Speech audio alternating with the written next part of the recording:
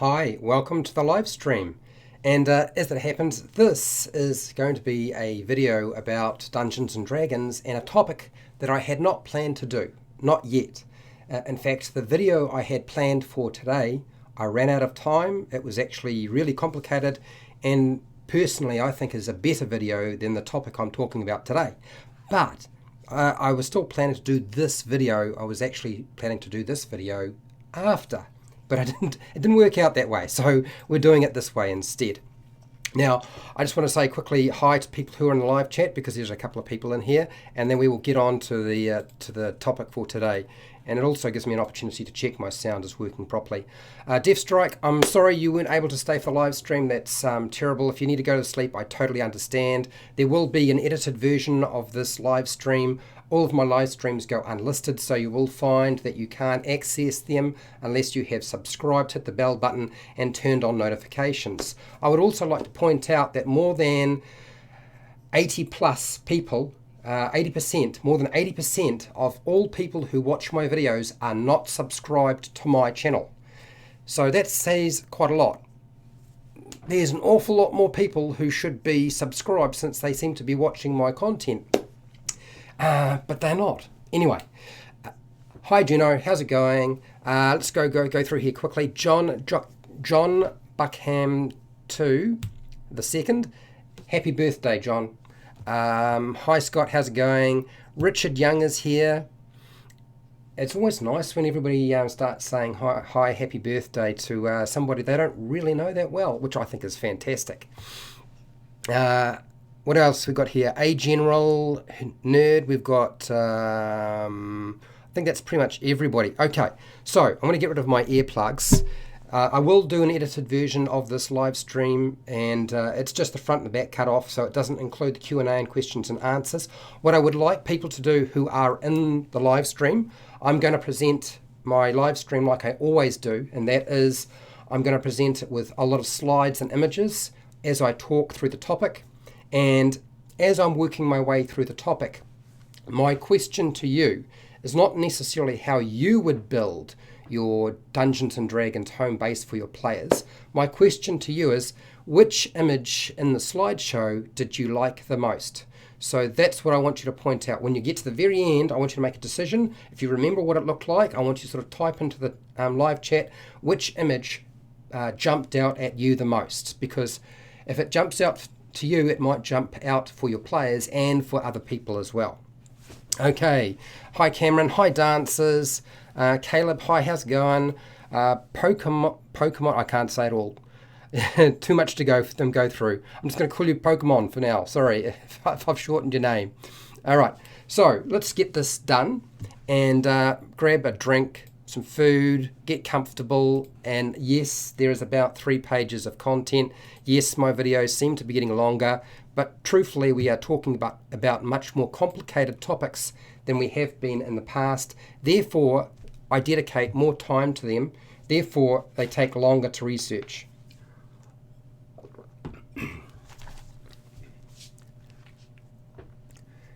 Hi, welcome to HowtoDandD. My name is Fred Weller, and today I want to talk about Dungeons and Dragons.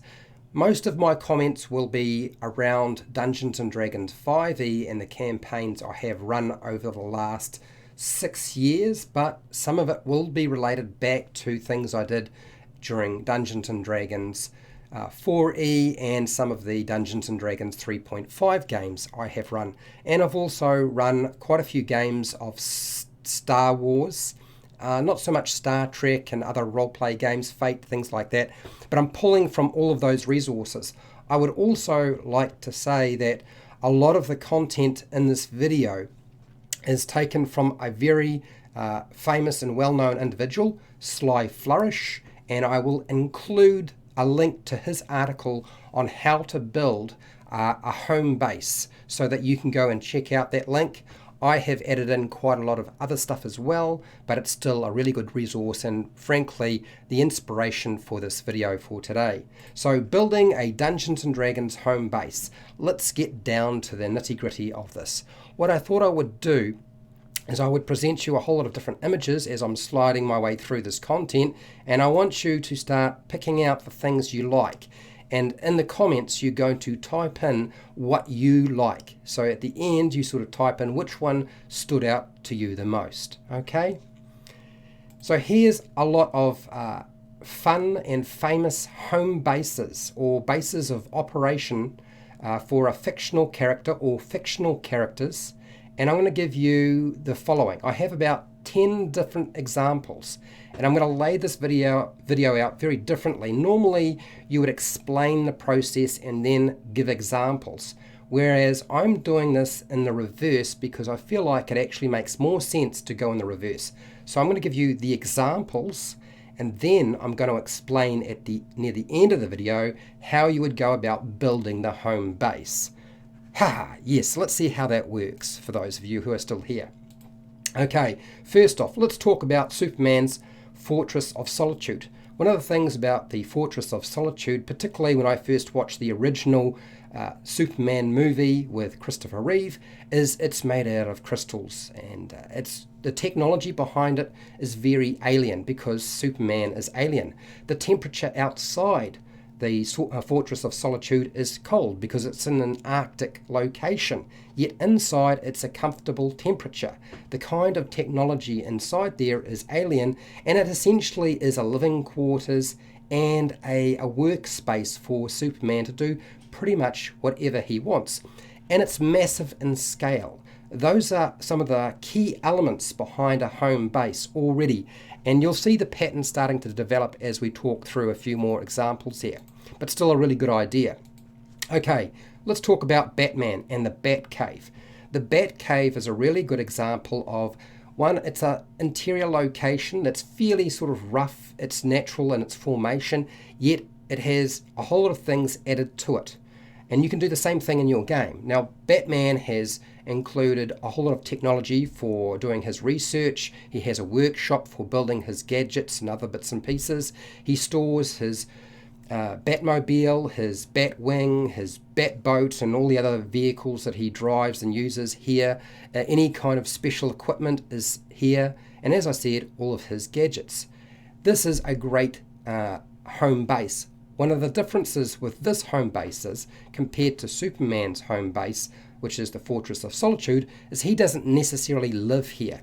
His living quarters are situated above ground in a different location, but still its purpose is essentially very similar. Okay, let's talk about the Justice League's Watchtower or the Hall of Justice. The Watchtower is the one I want to focus on the most. This is essentially like a floating, not just a house, but like a town. It houses many different individuals. It is able to scan and check the environment around Earth and other locations further afield. So its ability to keep an eye, it's like a watchful eye, which is why it's called the Watchtower. But there's also a whole lot of other things like laboratories and workshops, gyms. Essentially, you could live there without too much trouble. The only thing you probably won't find there is a mall, which of course, not necessarily high on your priority for building a home base, sticking in the mall. Okay, what about the Avengers Tower? The Avengers use this tower, one, for all of the things that I've already talked about. Laboratories, workshops, living quarters, a base of operation, but it's also a place where they can land their vehicles. Whatever that might be, there's actually a platform on it. It also overlooks a major city so that they can see what's going on.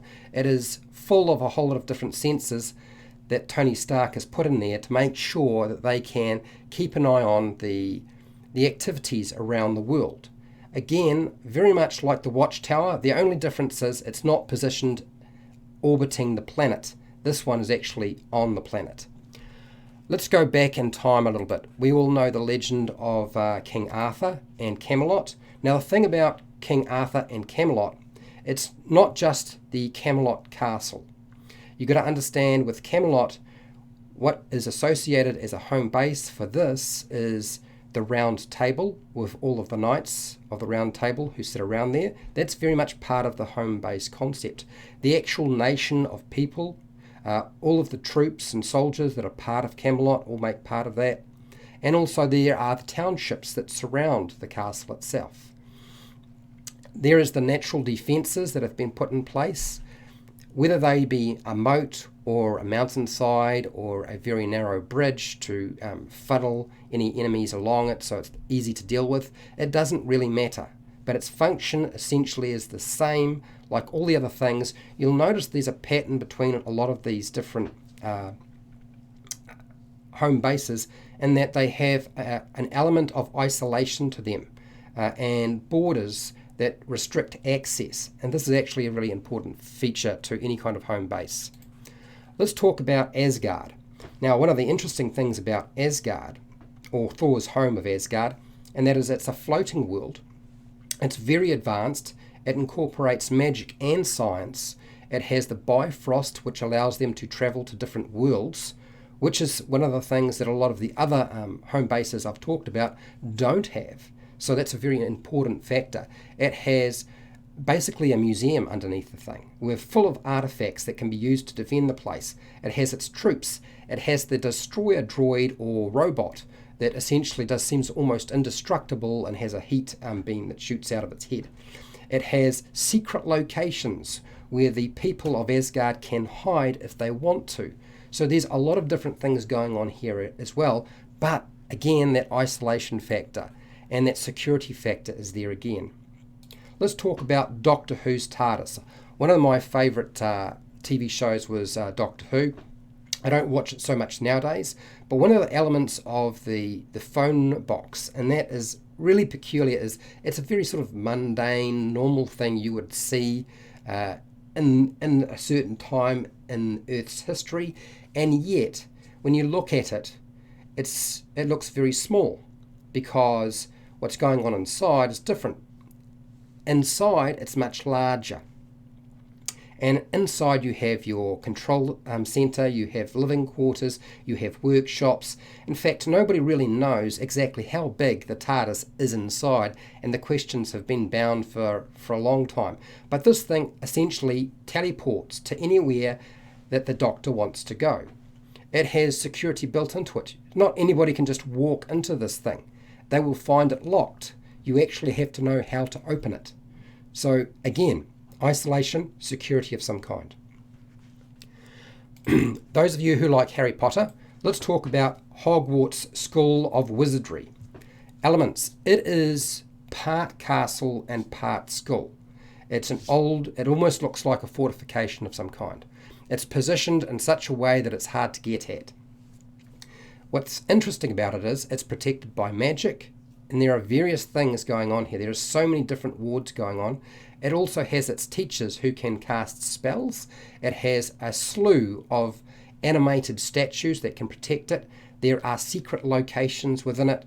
There are places to sleep, eat, work, and research. There's a library. Just about anything you might need, you can find here. The only thing you probably can't find here is a marketplace, but chances are there are still even locations where you can grow your own food, although I suspect some of the food that's grown there is not necessarily the food we want to eat. So Hogwarts. Isolation again is a big factor, and security. Okay, Captain Nemo's submarine, the Nautilus. The great thing about Captain Nemo's Nautilus is Captain Nemo always said that they essentially lived on this thing. They could stay below the sea for years, and they did all of their farming on the seabed. This thing has all of its security features that you might require. It has sensors, it has places to live, it has places to sleep, recreation, preparing food. It has a location for dealing with any kind of weaponry, advancements in technology. There are libraries in this thing. That's how big and advanced it is. And the isolation factor is the fact that nobody really knows that it's there. It's below the surface. So it's essentially, in many respects, completely invisible to the outside world. The only way you would be able to find it is if you knew how to find it. And this thing is designed to not be found. And it's great for if you want to use it in a campaign where your campaign's mostly underwater. Okay, my last example is really, really famous. We all know Star Trek. And I thought I would talk about Star Trek. I was trying to decide whether I wanted to talk about Star Trek and Deep Space Nine, or I wanted to talk about Battlestar Galactica. But essentially, this is a mobile spaceship. It's a town. It has everything that a town would have. It has all the features for doing research as it travels from one world to another. It has that isolation factor. It has its protective shields. It has its weaponry to protect itself from anybody who's going to antagonize them. So it has all those features that make a really good home base. So those are my examples in terms of what you can sort of see from popular literature in terms of what a home base is. And you can see, I'm sure you'll have other ideas that you can plop in here, not just the ones I've presented. So here are a bunch of ideas for Dungeons & Dragons home bases that you could modify in your game group. Really? Is this the video on ideas for Dungeons & Dragons home bases? Actually, no. No, this isn't the idea video. This is to give you an idea of what people have done. The idea home base video is coming in the future. This is not that video. This is how to build your home base. And now that we've had a look at a selection of different home bases that people have used in the past from popular literature, we're going to start looking at some suggestions for your game group on how to actually build your Dungeons & Dragons home base for your players' characters so they will actually be invested and interested, and you will be invested and interested in doing it. So I have 12 things that I think sort of stand out in terms of building a home base that I want to discuss. The first one would be select some options the players like the idea of, not just the ideas that you like as the Dungeon Master. It's really easy when you're running the game to get caught up and think that the home base should be something that you thought up. And certainly you might be playing a big factor in that. But players will only take on board something as a home base if they like the idea. So you have to make it enticing. And if it's not enticing, there has to be potential for them to be interested in it. So don't go and decide that the home base should be something and then find that the players don't really want that. You need to be open to being flexible. They will select what they think is interesting as a home base. Okay, number 2 would be avoid the commonplace home base. You want to aim for something that's unique and fantastically unusual. If you just go with the common, we've got a cottage in the countryside, or a tavern, or you've got an inn, or just your standard castle, yes, that could be a home base, but it's not very enticing. And Sly Flourish talks quite a lot about fantastic locations and how to build them. And this is one of the really important things you need to remember. Commonplace is great for low-level play, and yes, they might be using those, but be open to them taking on something that's very strange and unusual. Remember, we're playing Dungeons & Dragons. It's a game of imagination. You want to make your home base big. You want to make it ancient. You want to give it secrets to be discovered by the players' characters. This is how you make it impressive to your players. Size does matter. Making it ancient suggests to the players that, one, it's been around a long time, so it should still be around when their characters pass away. Giving it secrets means, well, that's essentially Dungeons & Dragons. Dungeons & Dragons is about players finding out secrets. It's not just killing monsters, but secrets about locations has always been a huge factor. Remember, one of the 3 pillars is exploration.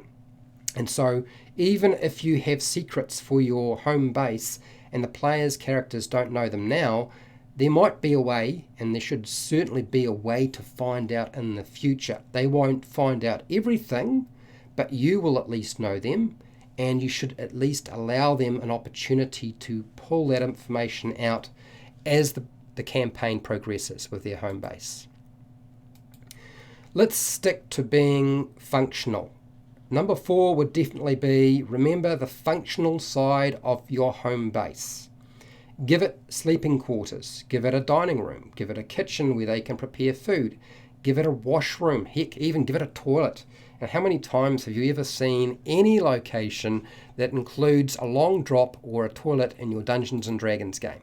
Is that sort of a no-go place? Maybe it is a no-go place, but make it functional. Give it a recreational area. Give it all the things that it really needs for it to actually make it a home rather than just a place where there's a big open space and nothing else going on. Now, these things they might have to build in to their home base over time, but there should be sort of spaces to allow for that somewhere. Number 5 is, does it have a perk or an advantage or a bonus to it? In other words, is there a form of travel? Does the home base actually travel from one location to the next? And there are different ways of doing that, flying, teleporting, whatever you want. Does it have libraries or a workshop? Libraries are great for wizards and scholars. Workshops are good for people who like to invent things. A gym for those of you who want to train. All of the fighter or martial characters will be very much interested in a gym. What about a swimming pool? Heck, put in a jacuzzi. Yes, that's right, put in a spa pool. Why not? What about the forge for those of you who have characters that want to actually make weapons and armor or shoe their horse? All those sorts of things. What about the clerics, those who have a religious bent? Give them a shrine, even a church. What about a zoo for those of you who have a character who's being played by a druid and they have an affinity with animals? Now, when I say zoo, you don't necessarily have to make it a cage. It could have a different form. It could simply just be like a reserve where animals can roam. What about a trophy room or even a museum or a place to store all of those things they don't carry with them because they aren't really necessarily particularly useful right now? Maybe they have cut the head off every single monster they ever came across and they have stuck them onto the wall as a proof that they have tackled that beast in the past. So give it all the perks and advantages and bonuses that players might be interested in. And if it doesn't have it, allow there to be room for those things to be added over time. Number 6 is, now you don't have to do this, but I suggest don't attack the home base and crush the player's feeling of safety. Here's the problem with attacking the home base. The idea behind the home base is that's a sanctuary, a place where they can go and feel comfortable and safe and they don't have to worry about their watches, and they've got a place where they can take a long rest and they don't have to worry about those things they were dealing with when they were in the wilds or in the dungeons or in the temples and the places they were exploring. Don't take that away from them if you can help it. I know it's very, very tempting and you think it's a really strong story point, but the worst thing you can do to undermining the interest in a home base is to attack it and then prove to the players that it's not worth hanging on to anymore because clearly they can't stop anybody from getting in there. Number 7 would be, players will want the base to have security systems. And this is going back to 6. So when they start talking about putting in security systems, they're going to go for things like magical wards, mechanical locks, reinforced doors, traps, alarm systems, whether they be mechanical or magical, force walls. They may even want some sort of scrying ability built into it. This is why I've given you the eye from the tower from Mordor. Okay, they might want to have some sort of escape route included just in case the base is attacked. Not that I'm suggesting you do that, but players will still be looking at that, thinking that dungeon masters will try to use that against them in some way. And maybe the players will want their characters to have some sort of self-destruct option.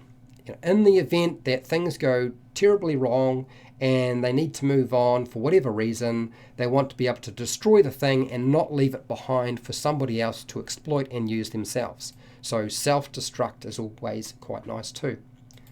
Number 8 would be allow for an evolving home base. Let it evolve and change over time, such as increases in power or function. It doesn't necessarily have to get in more powerful, but maybe there are more functions that can perform.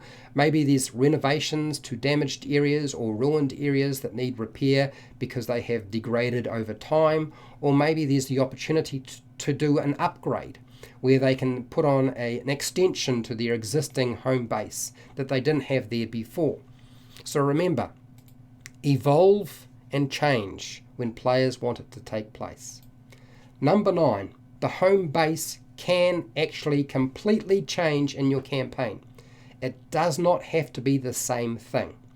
You can change it. You'll find that a home base at low level won't be quite as enticing at higher level, where the kinds of things they're doing at high level, jumping from plane to plane or world to world, traveling the astral sea, things like that, their home bases can change. Now that doesn't mean that the old home base is completely abandoned. It might be passed on to somebody else. They might still keep it, but they have more than one. I would not be surprised if you'll find that as you play higher in level, that your players will want at least 2 different home bases. One that is stationary and doesn't move around, and one that is portable that can move and transport itself around to make it easier for them to actually get from one location to the next. Because riding on a horse and walking everywhere gets a bit dry after a while and a bit frustrating. So you can change that up. So different bases, absolutely. Okay, number 10. Who will be the caretaker for the home base? Now there's lots of different options and lots of different ideas from pop culture, but the thing that you need to understand is I would let the players' characters select who they want looking after their home base. So out of all of the non-player characters or NPCs that you as the Dungeon Master present to them, there will be hopefully some NPCs they like and might invite back to their home base to look after it. Or they might pay to actually make sure it's kept up to scratch.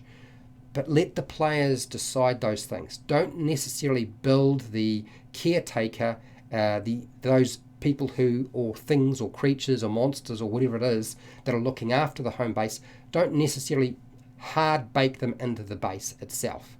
And you can include everything under the sun. There's no reason why they can't have a dragon looking after their home base. One of the best ways you can ensure that nobody will go anywhere near your home base is to have a dragon right there. Okay, and number 11, and that is create a story or history behind the home base's location, whatever it might be, and the individuals, people, creatures, whatever, who built this location that they're using as a home base. You want this there for the characters to discover. Why was it built? Now, you could leave a journal, you could leave paintings on the walls, there might be books that they can find, not necessarily in that location, but over time. They might have to do a bit of research, they might have to talk to other people who've been around that location. They might actually have to go and talk to the gods, for all you know, depending on how old it is. But there should be a story that you as the Dungeon Master know about the location and its history that you can pass on to your players' characters at some point in some way. And that does not mean that they need to be able to find out absolutely everything about it. Okay? You can leave a few things unknowable. That's always fine. Number 12, I feel is quite important, and that is don't get married to the home base upkeep. That means the monetary cost, the coins, the money involved in maintaining the location. That's not really the fun side of doing anything. Only really worry about tracking that sort of stuff if players are interested in tracking absolutely every penny that goes into their home base. It is perfectly acceptable to decide on a cost for running or managing your home base for a period of 1 week or a month or maybe a year. Most campaigns and game time might take place over a year or a couple of years, and you go from level 1 to level 10 or level 1 to level 20, whatever it might be, and then you're all done. So you only have to figure out one cost for the whole thing if you're actually going to track it. And all they do is, as they pay it off, you just tick off a bit more. But again, it's not something I would worry about focusing on too much. The concept behind the cost of managing it is not necessarily the most fun thing. Now, I know there are some dungeon masters who feel that they must do that. If you feel you must do that, that's fine, but I'm not going to recommend that to you. I'm going to recommend what I think is going to work for the players and for most people, and certainly myself, because I am certainly more interested in how it works for me than I am in necessarily everybody's view on how it should be done. Okay, now I've already given you a whole bunch of ideas. I've given you 12 different aspects to building your home base. Those are just the nuts and bolts of it, of how to do it. That doesn't necessarily give you the ideas. These are suggestions. These aren't burned into concrete, okay? If you don't agree with them, then don't use them. I've made it clear in the past in my videos that I'm more about options than I am about you have to do something a particular way, and if you don't do it that way, you're a bad dungeon master. That's not really where I'm at. Now, if you are interested in other videos I have done, I have hundreds of videos for players and dungeon masters covering every aspect of the game. I have a bunch of videos on fantastic locations, not a lot, but a couple of them. I have a series on the Lost Mine of Phandelver. I have one for Dragon of Icespire Peak. I have one for Curse of Strahd, all of which you could, if you wanted, have a home base somewhere in there if you wanted to. Any campaign can have that. If you like what I've done today and you want to support me, then I have a Patreon page where you get access to the written copies of my videos, the live stream, so you don't have to worry about having your notifications turned on, and a whole bunch of other stuff as well. I also have affiliate links to the book depository and Amazon, where you can buy stuff online and I get a small commission. I have a merchandise shelf underneath all of my videos if you are interested. And if you can't sort of find any way to do it that way and you still want to support me, watching my videos and watching some of the ads, don't watch anything longer than 30 seconds, because I never do. That always helps too, because I get a bit of money from the AdSense revenue. Not a lot, but a little bit. Make sure to share, like, and subscribe. More important, make sure you subscribe, because so many people are not subscribing on my channel. Make sure to turn on the bell and the notifications if you want to be notified when I go live and when I publish new videos. And hey, till next time, keep rolling those 20s.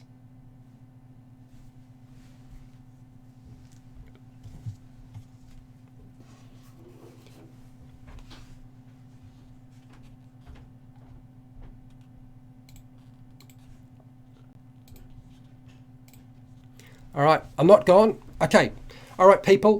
What I want you to do is I want you to start typing in which image you liked.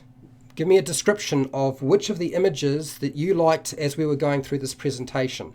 I'm going to go back through the live chat because it looks like it's got quite long.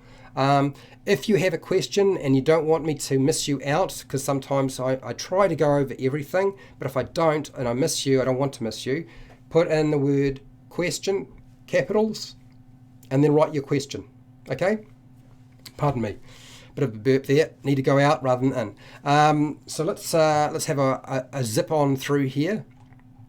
And I love the idea. Somebody wrote down a gelatinous cube as a caretaker. That's a fantastic idea. Problematic, but very, very fun. Okay, so I think I already said hi to Death Strike, who couldn't make it. Juno's here, John's here, and as I noticed, a lot of people have been saying happy birthday to John in the chat, and thank you. I think that's great. Scott is here, Richard's here, A General Nerd, This says a lot about our social. Yeah, it does. It does say a lot about it. The reason, I know a lot of people do not understand why I live stream so much of my content. I don't view YouTube as TV.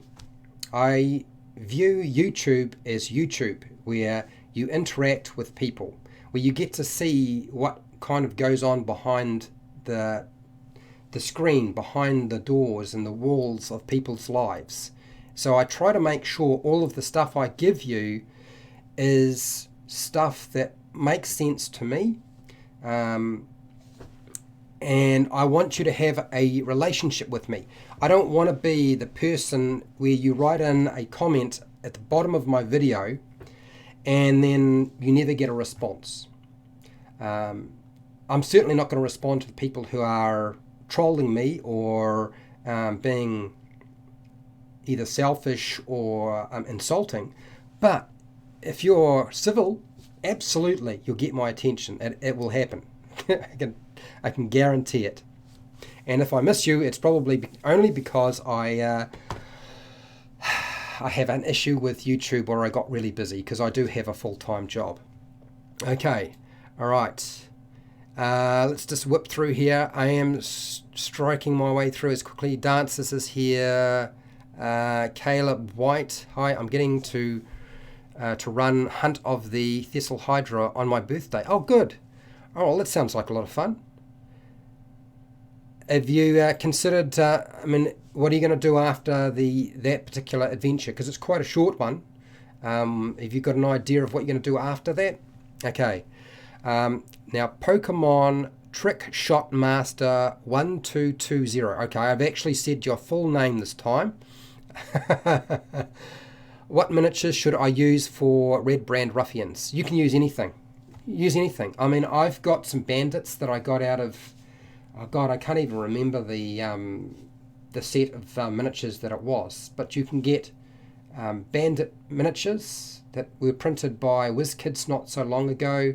There's a bandit leader. I have a bunch of them, and they would be fine. But frankly, anything that's got a sword in its hand is going to do fine, and it looks kind of like a human. I wouldn't worry about getting too caught up in the actual miniature that you use. That's really unimportant. Heck, you could go and use paper miniatures. You could use tokens. You don't have to use miniatures. Okay, what else we got out? For all my fam, Caleb. All right, I'm not too sure what that's... okay. Are you running it for all your family? Well, that's great. I love that when people actually run games for their family. I think that's a really good sign.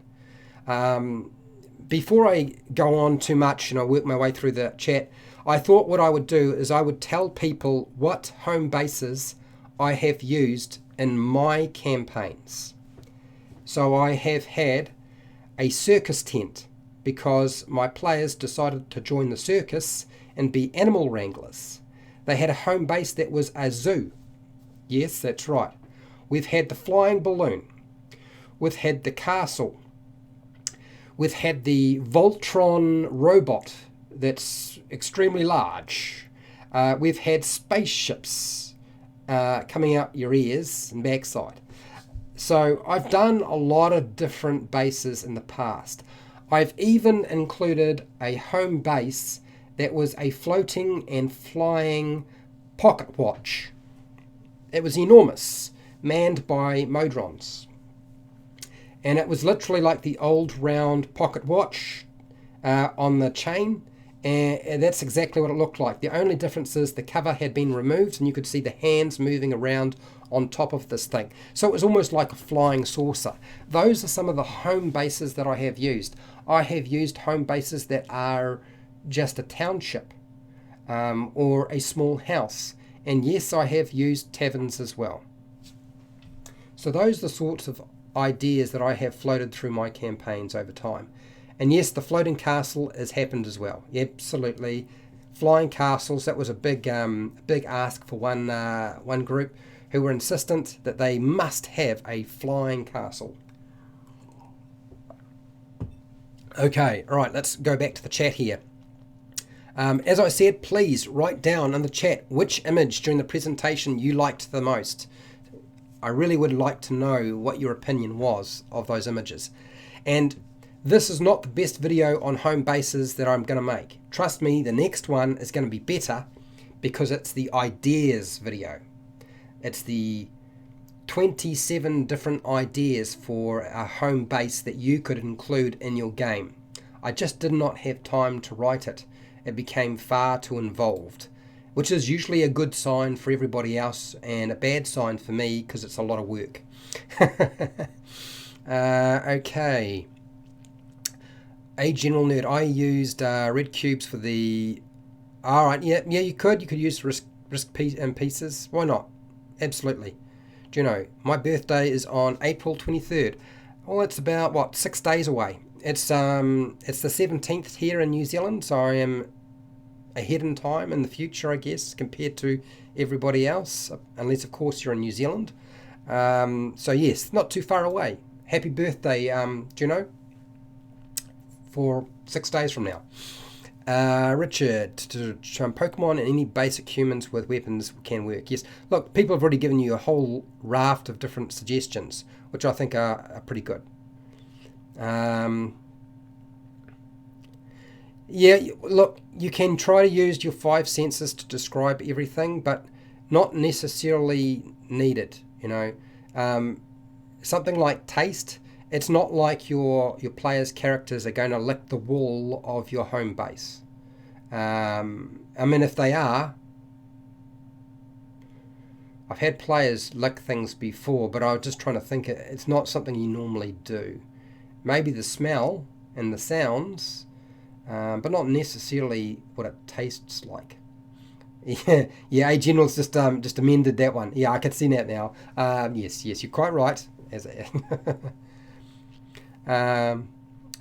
Can clog up the game. Yep. Look, you can include the 5 senses in your description in one sentence. Remember, you don't necessarily have to write a lot of things. Bullet points are fine as well.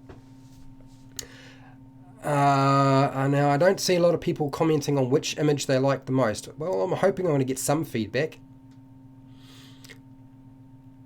You're writing a game or running a module? Okay, so A General Nerd, I am running Dragon of Ice by a Peak currently. I will be moving into Dungeon of the Mad Mage after that. There will be a lot of modification on my part. And I will be adding in a lot of bits and pieces that are my own. That's my intention.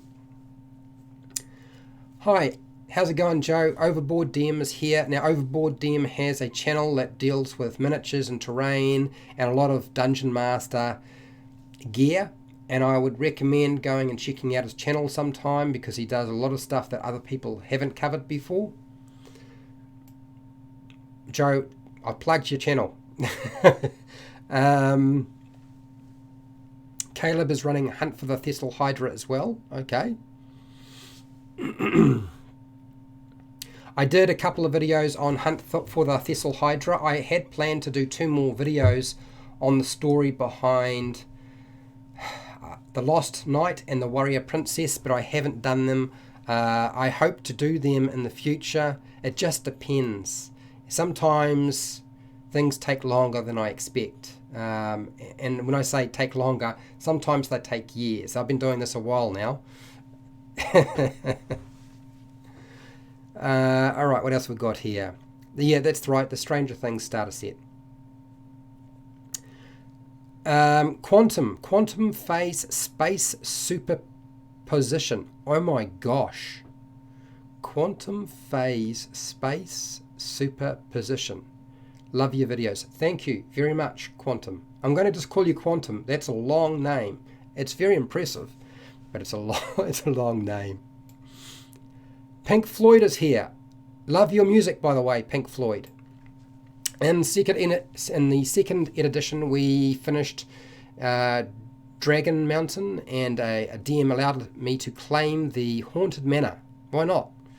Was a great way to spend gold and at higher levels. Yeah, look, home bases is certainly a good way of spending your cash, your money, without having to give out magic items. There are benefits to having a home base. Okay, so by all means, these are things that aren't necessarily going to overpower your campaign. Hi dancers, what do you got here? TARDIS is a great idea for a player base. Just don't bring along your portable hole or a bag of holding. Things could get complicated. Yeah, I think the idea of the TARDIS is really nice. I don't know, does anybody remember watching a movie called, was it Krull? And it had a fortress that would teleport from one part of the world to the next part of the world, I believe as the sun was coming up or something like that. And it could also teleport and travel from one world to another as it conquered those different locations. Not that I'm suggesting that you should have your player characters conquering different worlds, but I like the idea, certainly that, you can change the way you travel. It certainly eliminates the let's get on a horse or in a wagon or in a sailing ship and travel for long periods of time to get to some location when we want to just get it done. And often you'll find players will want that sort of thing, particularly at high level play. Hi Alec. Alec is one of my patrons, by the way. I'd like to recommend the Fortress, Temples and Strongholds by Warlock Homebrewed, available from the DM Guide, a DM Guild or Dungeon Master Guild. It's a great 5e compatible guide for buying and investing in structures. Interesting, Alec. I haven't really looked at it. I know that Matthew Colville has done Strongholds and Followers. He put out a book not so long ago around those sorts of things. Strongholds and Followers by Matt Colville I think is supposed to be a pretty good book. It sold well, so it must be doing something right. Although I think Matt could pretty much sell sand to people and convince them it was worth buying. That's just the merits of how Matt does things. I'm not talking about Matt Mercer, and I just got his book, by the way, Matt Mercer's Explorer's Guide to Wildmount. It arrived in my mail, and I was really surprised, and I'm really looking forward to looking through it. I haven't had a chance to do so, but I certainly will be doing that as soon as I can. What do you got here, Scott? Scott's got the Strongholds and Followers, and it's good. Right, thank you, Scott.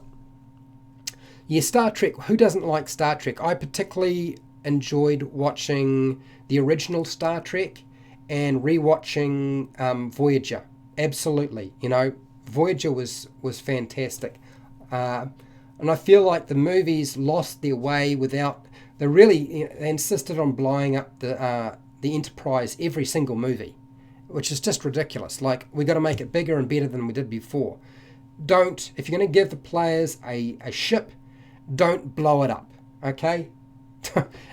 If it must be blown up and there's no other choice, then make sure there's a way of getting another home base or a better home base. Their one blows up and they take the one that blew them up or something like that, because that'll suck.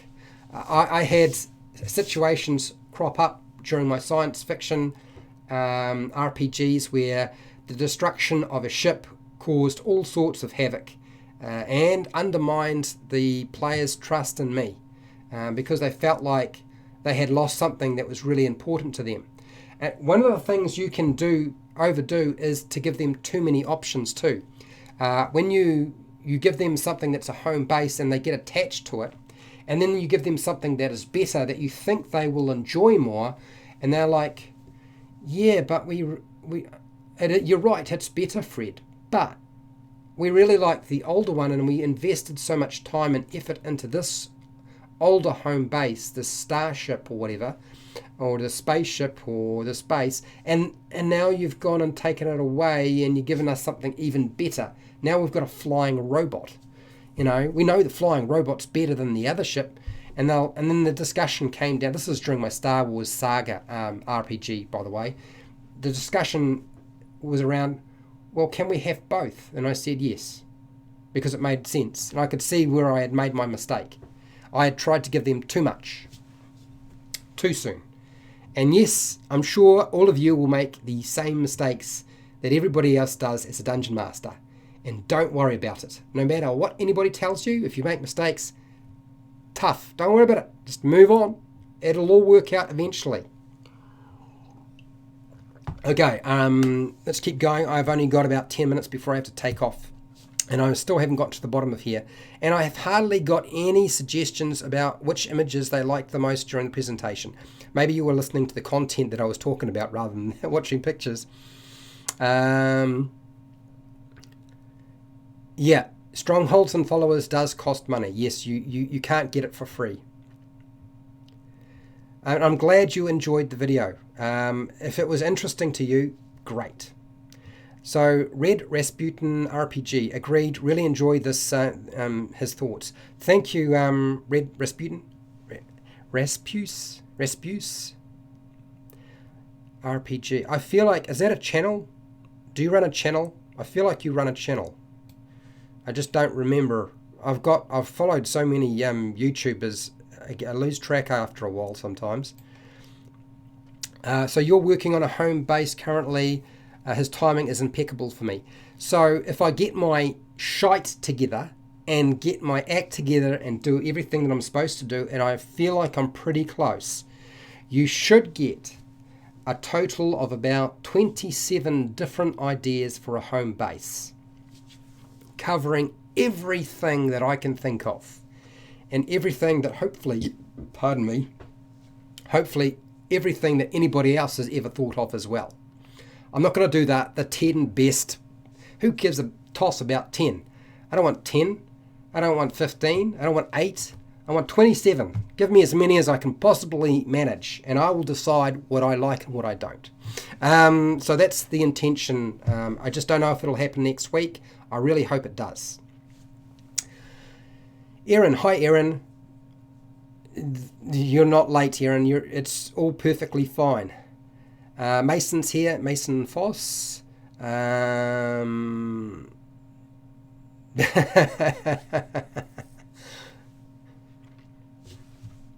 Yeah, now look, yes, absolutely. I think if you're going to have the home base attacked and captured, allow the players to recapture it or take it back. I think that's a good idea.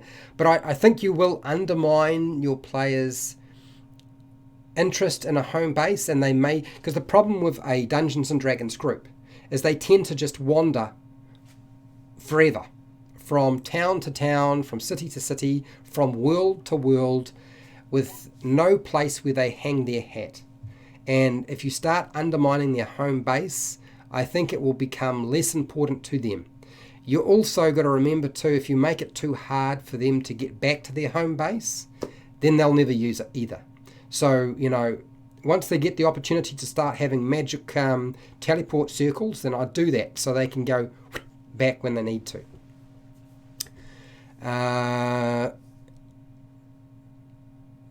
Yeah, I have included home bases partway through my campaigns, not necessarily straight away. Sometimes at the very beginning, I certainly gave them a home base when I was running the Star Wars game. I've given player characters a home base or a ship partway through my Dungeons and Dragons 5e campaigns and my 4e campaigns. So those have all sort of taken place at different points, dependent on how the story is unfolding. One of the things you need to also remember is that, remember, the home base is an adventure location as well. Their first adventure in their home base may involve clearing out some monsters or whoever the current squatters are. It doesn't necessarily mean that it is going to be just handed to them on a platter. They may have to work for it. Okay? Furthering the adventure, expanding on... Yeah, exactly. Absolutely, Scott. Hi, Lauren. I do love your idea of the gelatinous cube caretaker. It will be spotless. There won't be too many people alive in there, but it would be spotless. Yeah, always guidelines, never rules. I'm trying really, really hard right now not to take the piss out of some of the YouTube channels who are making videos about the worst things you can do and the best things you should do, and you know, it's beginning to irritate me a little bit. And so the problem is when I get irritated about stuff that I'm watching on YouTube or seeing on the internet, I tend to make a jestful video, and everybody thinks I'm serious. And they don't quite get it. Even if I say this is a joke video, or even if I say in the description this is a joke video, I am not being serious, they still don't get it. So yeah. You like the last picture personally. Okay, thank you, A General. All right, I got somebody to tell me. Are the people gathered around the book? You like that, John? You like that image? That's really essentially a castle, isn't it? That's really all it is, a very, very simple castle. I also liked the second one, Big Skull. Now the Big Skull is Castle Grayskull, as it happens. So I can understand you might be, I remember playing with all the toys, and Castle Grayskull was nothing I could ever afford to have. I do remember we wanted it, but yeah, never mind. What else we got here? I like the recruiting image with the array of characters. Yes, yeah, I kind of used that image in another video, I think on Minions or something like that. I think it comes out of, is it Volo's Guide to Monsters? I think it's out of that one. Juno liked the Asgard image. I liked the one that was formed of rock in the cave with hints of lava in the floor with windows. Interesting, Tom. I like that. Cool. Man, you are streaming late in the night. Stream by stream. Yeah, no, Jančić, the problem for me is it's 1 p.m. in the afternoon, and I try to avoid having the peak sun come through my office window. So that's why I time it here. And I try to look at sort of where everybody is in the world and figure out where I can get the biggest number of people watching at the same time. And I think, although I will do a poll, Jančić, I will do a poll. The problem is it'll be all in New Zealand Standard Time, and then people will have to convert their own time over, which I feel like means that they won't answer the poll because it's too much work. So yeah, it's a little bit tricky. I understand. I know where you're getting at. I just don't know how to solve that problem just yet. Malroth, what do you got here? As a reward for Xmas adventure I won, Santa gave the party 3 toy soldiers that are like Rumbus with pop guns. Okay. You like the Skull Castle. It looks like a traditional place of mystery where an adventure will happen. So that's Castle Grayskull, Fred Daniel. I do believe I have an image of that somewhere. I don't think I showed you a good image of it. I gave you a image, but not a good image. What do you got here, Joe? I missed the beginning, but I love the good elf hideout or castle hidden in the forest. Now the castle hidden in the forest. I'm just trying to think. I think that's on a mountaintop, and there's sort of like a big chasm between one space and another. I think that's what you're talking about. But I will look through my images and I'll try to remember which one that is, Joe. What's that, Red? I appreciate your honesty and sincerity, my favourite kind of YouTube channel. Well, I'm trying very hard. Juno, yeah. Now, for those of you who don't know, The Lost Mine of Phandelver is not the only free adventure. Wizards of the Coast, go on their website. They keep releasing more and more stuff. There is more stuff for you to download, more adventures, more stuff for your kids to colour in. So go grab as much as you possibly can, and that should continue for quite some time. So not just The Lost Mine of Phandelver.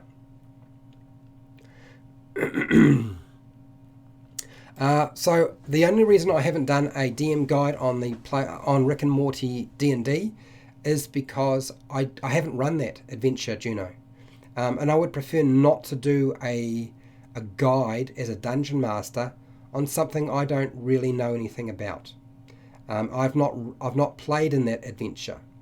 So that might happen in the future, but I don't know when, and I don't know if it will happen. So rather than talking out of my ass, which I could, Jim Curry made a career out of it, but I'm going to try and avoid doing that if I can.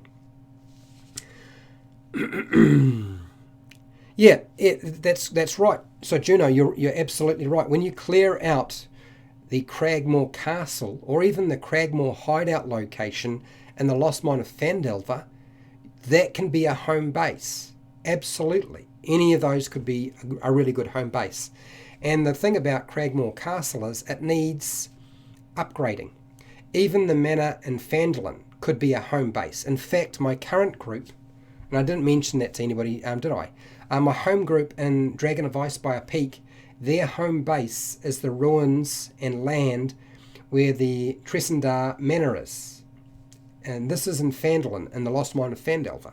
Okay?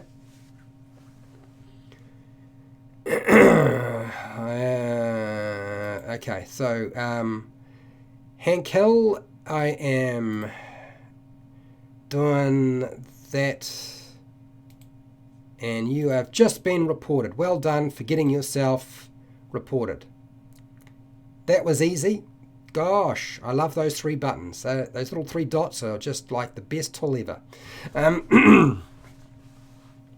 There was many very lovely bases, but I think my favourite is the Dark Castle on the Hillside. Ah, the Dark Castle on the Hillside dances. I think I know what you're talking about. Yep, I'm pretty sure I know which one you're talking about. I think 2 people have mentioned that. I like the image you used when discussing the religious party members getting a cloister. There was a castle on a large cliff. Yes, absolutely. The cliff, almost overlooked like a living giant. Well, actually, it kind of looks a lot like a boulette that has been sort of frozen in time, and stone has formed around it, or has been transformed, possibly by a Medusa. Its skin, this giant boulette, has been transformed into rock, and somebody's built a castle on top of it. Yeah, almost feels like a story idea there. Okay, thank you, Joe, mate. Okay, Kenny, better late than never, absolutely. Hi, Fred, you made it. I see you now. Give the players a ship, send them to sea and sink the ship. No, Fred. That way you can get rid of all of the excess magic items and drop them and drown them. Oh dear. Well, I suppose that's one way of doing it, Fred, but I don't think that's necessarily a very nice way of doing it.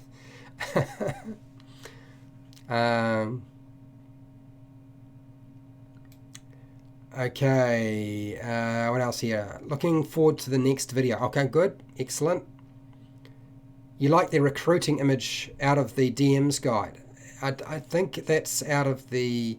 Now, is it the recruiting out of the DM's guide? I'm pretty sure it's Volo's guide to monsters, but I could be wrong. The shark-shaped rock was creepy. Yeah, it was pretty... So I can see there's 2 that are starting to pop out in people's minds. I actually put that up as the thumbnail for this video, and then I changed it because not many people seem to be very interested. And I thought, well, I'll just keep changing the thumbnail until I see some good results. Jaeger, hi Jaeger, Jaeger Reb, how's it going? Have you done the Stranger Things one? I haven't run Stranger Things Adventure. I started preparing to run it, and I was all ready to do so, and then it didn't happen, and hence why I didn't finish making the videos on that particular adventure. That's the only thing. So yeah, I would have done it otherwise. It just didn't happen the way I was expecting. So Overboard Dem, I'm doing a book review coming soon. I just reviewed my Kickstarter I backed from Guy Scalia's The Great DM book. Okay. Nautical campaigns. I feel like a lot of people want to go nautical right now. Okay, you got a question? Esther Halden, I think that's right. How do you deal with players that try to to form their own castles just outside another lord's territory. Do you have them have that ruler try and take the character's stuff? Okay, so here's the thing with a castle. To actually attack successfully a castle is very hard. If they are in the process of building that castle, protecting the location from attack is very difficult.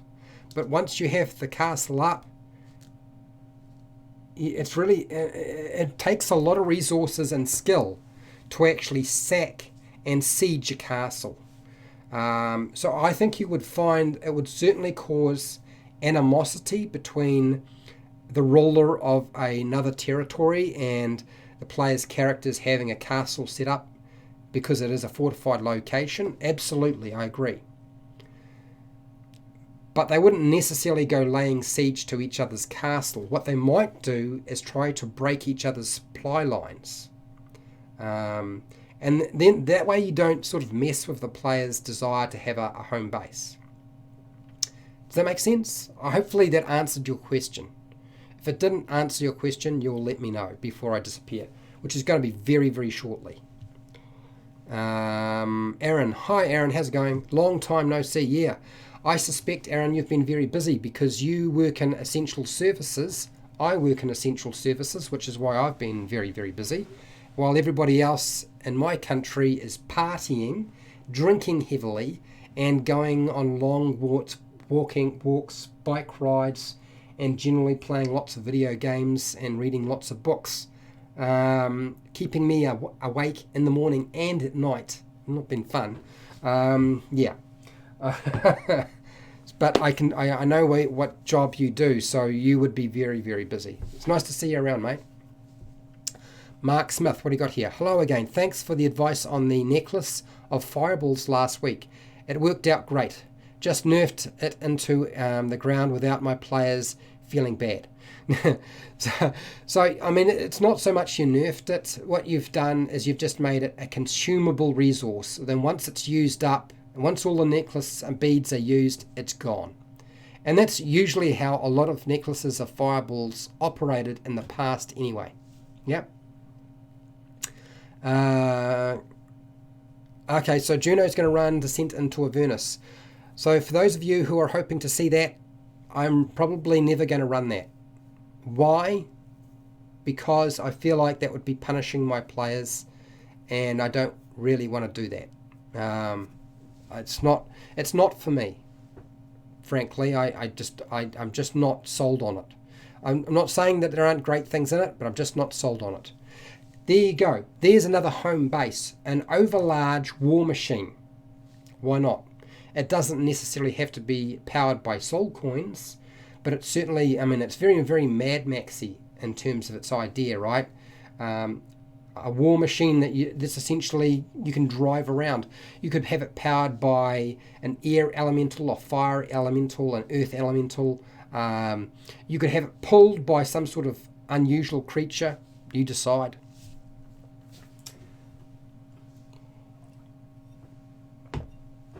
I feel like I'm being suckered into the Dungeons and Dragons home base ideas video just a little bit.